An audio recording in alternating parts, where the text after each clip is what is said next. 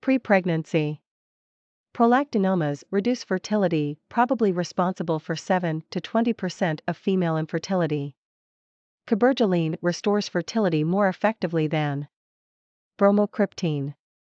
In pregnancy, maternal risks include increased tumor size with potential for visual field defects, headaches, and diabetes insipidus.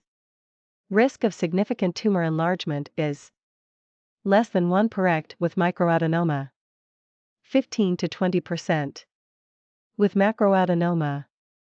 Macroadenoma treated with surgery and/or radiotherapy before pregnancy 4 to 7%. Fetal risk, none known. Treatment in pregnancy. In women with microadenomas, stop dopamine agonists once pregnant. Assess visual fields to confrontation each trimester. There is 40 to 60% remission of prolactinoma after pregnancy. In women with macroadenomas, can often stop dopamine agonists and monitor visual fields each trimester. However, in women with invasive prolactinomas or prolactinomas abutting the chiasm, continuing dopamine agonists in pregnancy may be advised.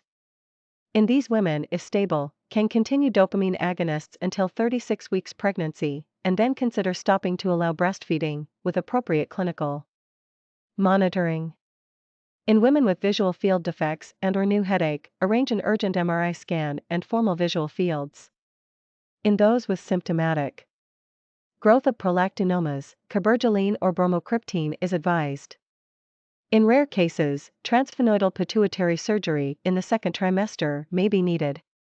MRI scan should be performed in the postpartum period to look for tumor growth. Bromocriptine. Well established to be safe in pregnancy, with no increase in congenital abnormalities or problems with psychological development. However, when bromocriptine was used to suppress lactation, there were high numbers of strokes and ischemic cardiac events.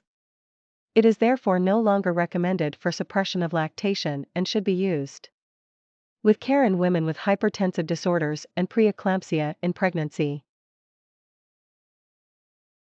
Cabergoline.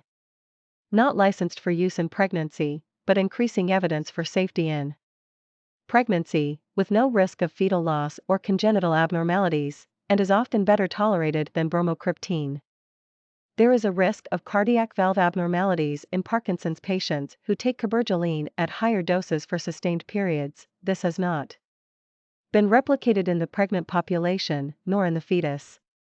However, echocardiography is currently recommended prior to treatment and during treatment, with the frequency depending on the dose.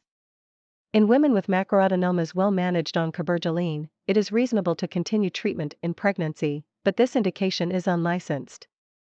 Quinagalide. Not recommended, as associated with risk of congenital abnormalities. Breastfeeding and prolactinomas. There are no contraindications to women with prolactinomas. Breastfeeding, however, those on dopamine agonists will be unable to breastfeed.